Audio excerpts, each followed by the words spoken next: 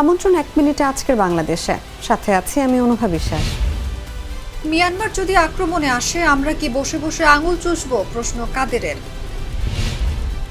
সচিবালয়ে মন্ত্রী প্রতিমন্ত্রীদের ঈদ শুভেচ্ছা বিনিময়।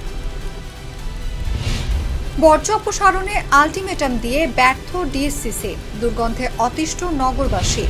15 লাখ টাকায় খাসি, ইফাত আমার ছেলে নয়, আইনি পদক্ষেপের হুঁশিয়ারি রাজস্ব কর্মকর্তার। সিলেটে থামছেই না বৃষ্টি, শহরে হাঁটু থেকে কোমর সমান পানি। গুটি পক্স সহ নানা কারণে নষ্ট হচ্ছে 30% চামড়া।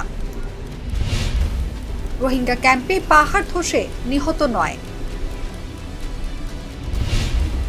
সিলেটে বন্যা, হাসপাতালে পর্যাপ্ত অ্যান্টিভেনম রাখার নির্দেশ স্বাস্থ্যমন্ত্রীর। লোকালয়ে ঢুকছে ভয়ঙ্কর রাসেলস ভাইপার।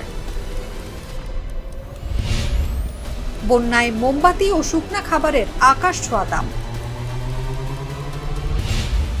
এখানে শেষ করছে 1 মিনিটে আজকের বাংলাদেশ। ধন্যবাদ সবাইকে।